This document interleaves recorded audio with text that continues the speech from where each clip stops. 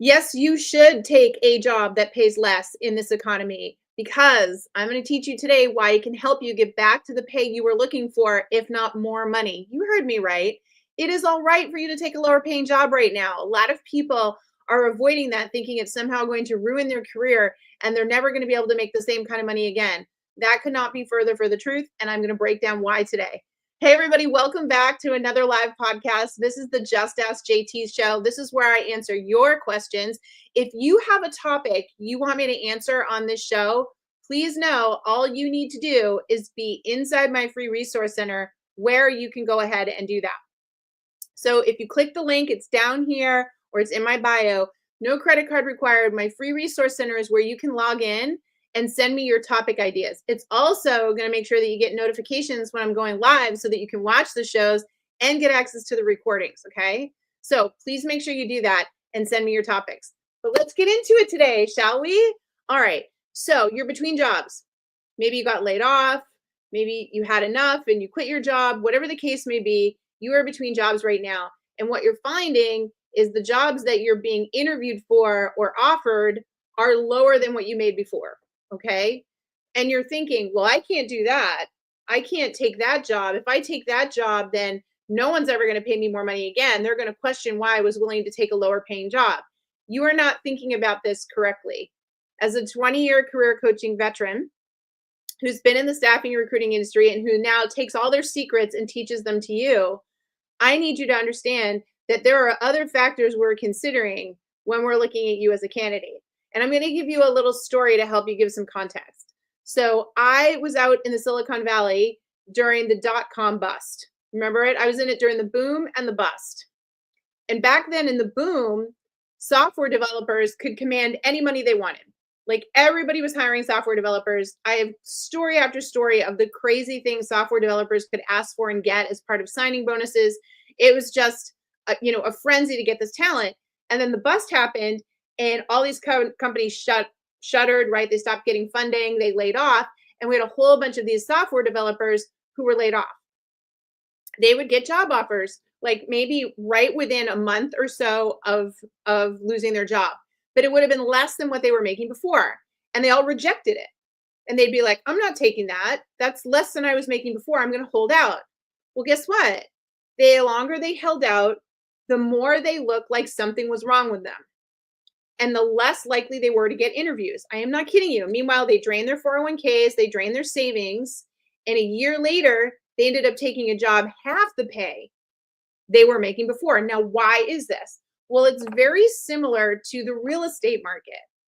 You see, when a house goes on the market, particularly in the most recent market, it usually gets competing offers and it picked up right away, okay? But if a house sits on the market for a while, let's say 30 days or longer, people who haven't even seen the house assume something's wrong with it because they're like, well, if somebody hasn't picked it up by now, something's wrong with it. Same thing happens when you lose your job. They understand if you've lost your job that it might take you a little bit to get a job, but normally around the 6-month mark, most recruiters and hiring managers are like, what's going on? Why couldn't you find a new job by now? And now it gets infinitely harder to convince somebody that you're worthy of the job, let alone the pay you were looking for, because you've been sitting on the market for over 6 months. See how that works?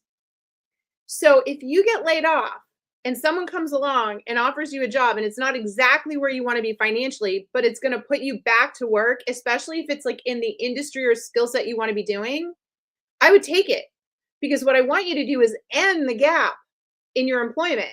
What that shows is somebody was really excited to pick you up and hire you. Now, do we stop our job search? Heck no. We double down on our job search now, right? They don't need to know that. Remember, I'm working for you, so I'm telling you how it really is. They're all excited because they just got a quality candidate at a really good rate, right? Cheaper than what you used to be. So they're all happy. You just do your job. Meanwhile, you are out looking for other opportunities. And you know what happens? Now recruiters come across you and go, oh, look, they got laid off from XYZ, but they immediately got picked up and now they're working at this place. They must be pretty good. Maybe I can get them to interview with us and maybe I could steal them away for what? More money. More money. So you want to get back to work as quickly as possible so that recruiters see that you are in demand. And then what you can do is navigate to the companies you really want to work for and say, yeah, I got picked up right away by this company, but it's giving me a chance to think about where I want to work next. And your company is a place that I really respect and admire. I'm just looking to make more money, right? That's the strategy, and it works. Now, I'm probably going to have some recruiters on here right now who are going to say, JT, don't do that. We worked really hard to recruit them and get them into our job. And now you're telling them, hey, leave us when they get more pay. You know what I say to that recruiter? You got a bargain. You should have paid them what they were worth. If they took a lower paying job with you when you full well know they were making something else, you took a risk, right? That's what I say to the recruiters. But for you, I'm saying take the job. It is more important to think about not having a gap in your employment. And trust me, there is just this phenomenon. I don't know why, but recruiters love to recruit people away from companies that hired them. It's easier to get a job when you have a job. That is the lesson to this story. I cannot stress it enough. So it is okay to take a lower payer job in this market, but you take the job and you double down on your job search and you celebrate that you close the gap in knowledge and you don't look like that house that's been on the market for 6 months. And what always happens with those houses? What happens? They have to sell them at a lower price point.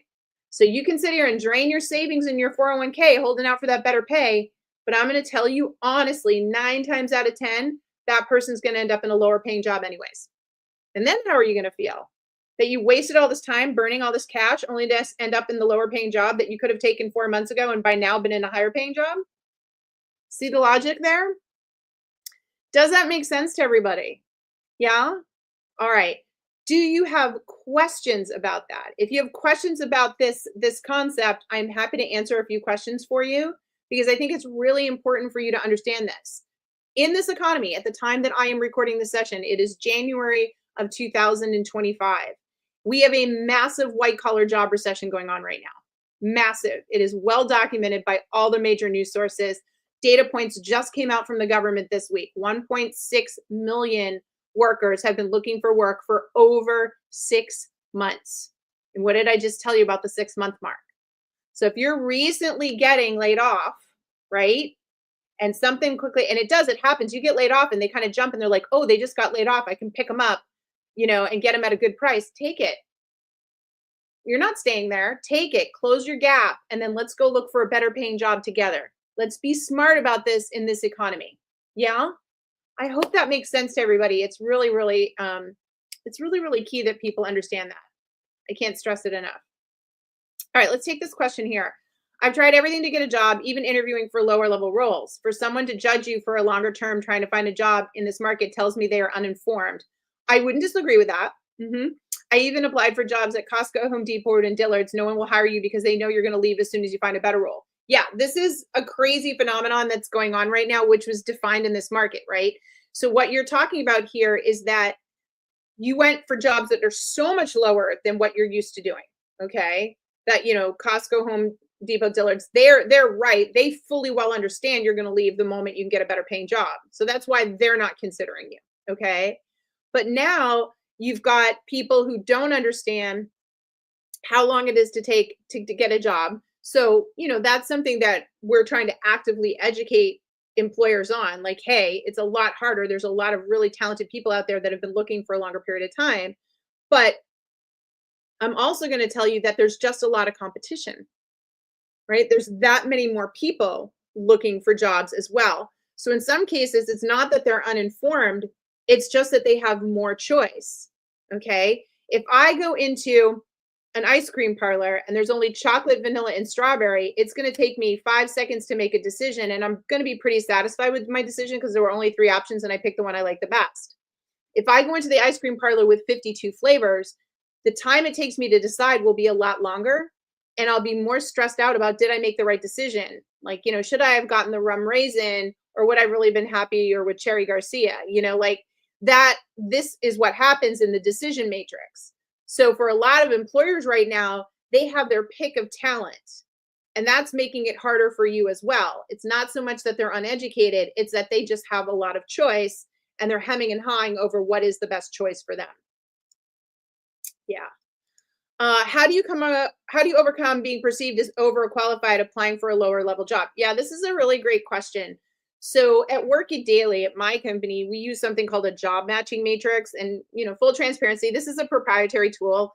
Don't ask me for it for free. I'm not going to give it to you for free because it's a really special tool that we built that requires you to understand how to use it. But to give you a basic, when you're applying for a job that you're overqualified for, you don't want to look overqualified. You want to look like a match. So a job matching matrix is a tool that says, here are all the things you're asking for in the job description, all the requirements, and here's why you're asking for them, and here's how I match them. So it's essentially taking all the things out of your resume and matching them up. When you give them a resume, but also a job matching matrix, their emphasis is now on, oh, you fit the job. Okay, not on making an assumption based on a resume only that you're overqualified. And then when you use a job matching matrix to show you're a fit, along with something called the connection story, which is, hey, I really get your company. I actually have some internal motivation, some connection to your organization, what you do, why you do it, and here's why. That helps them differentiate you because they don't want to just hire somebody who has the skills. They want to hire somebody who has the skills and has a passion or a connection for what they do, because that ensures that you're really going to self-motivate to do the work. So when you are applying for lower level jobs, it is a different strategy, right? It's exactly matching to yourself with a job matching matrix and leveraging a connection story for them to go, okay, so this person is overqualified, but dang, they fit the job and they have the passion, they have the connection, they're worth considering. That's how we get people to overcome that. Yeah. Yeah, love it.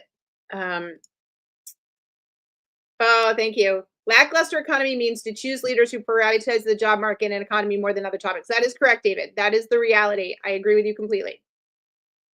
Any thoughts or explanation on how to explain job loss due to restructuring?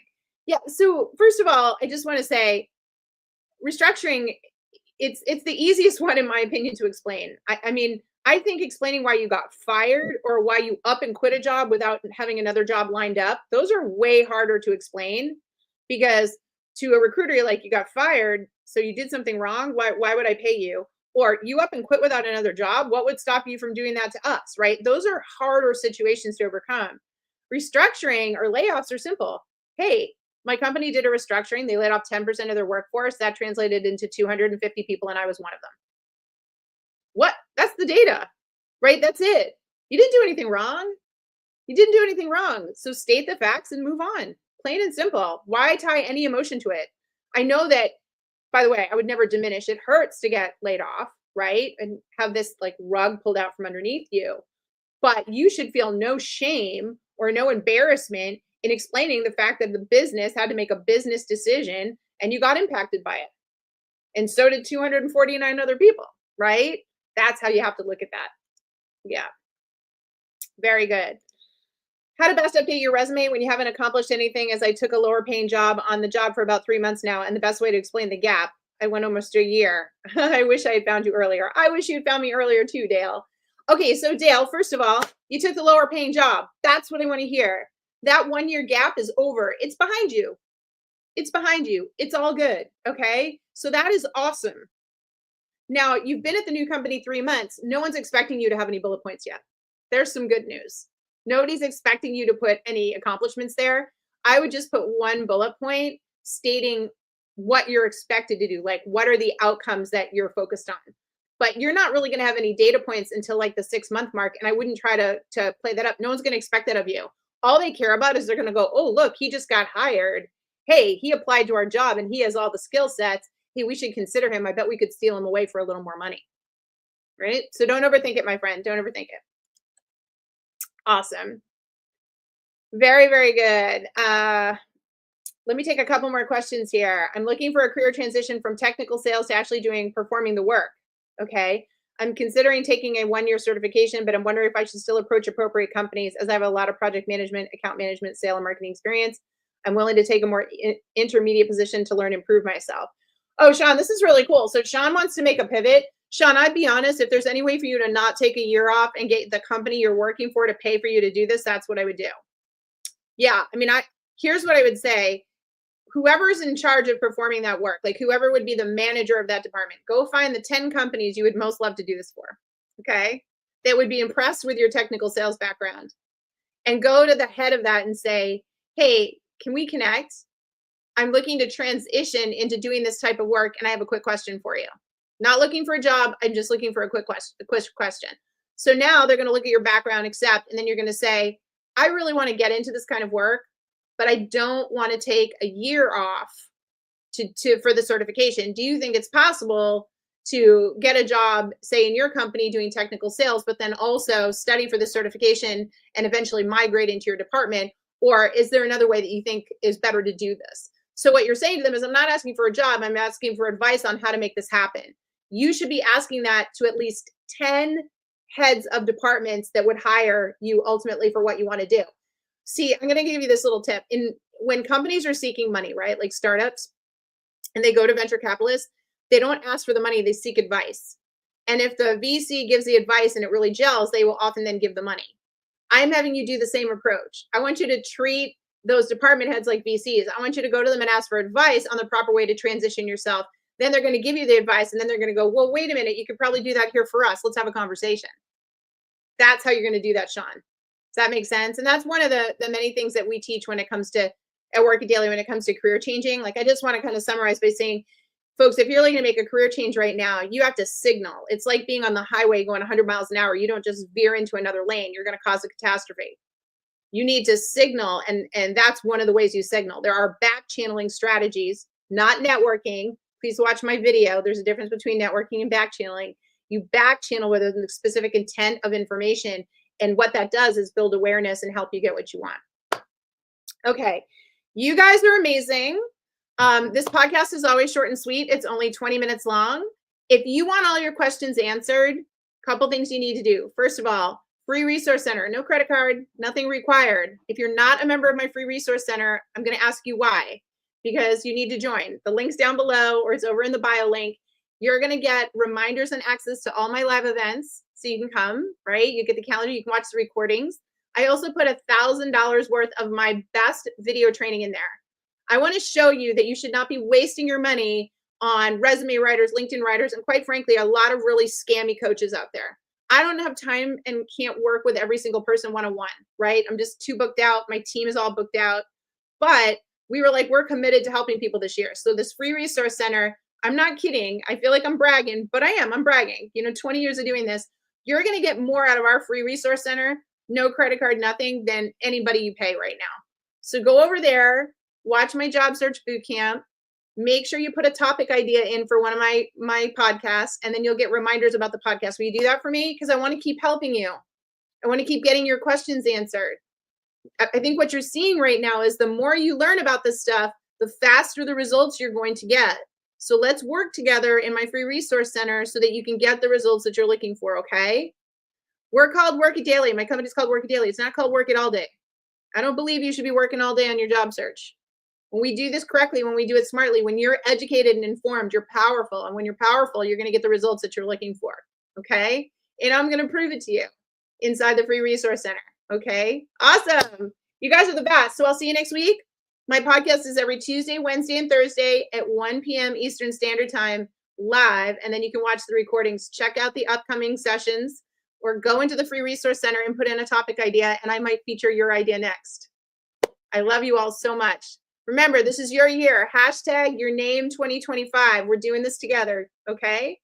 All right, everyone, take care. Have a great day. And remember, it is okay to take the lower paying job, because I just taught you the strategy. Awesome. Bye, everybody.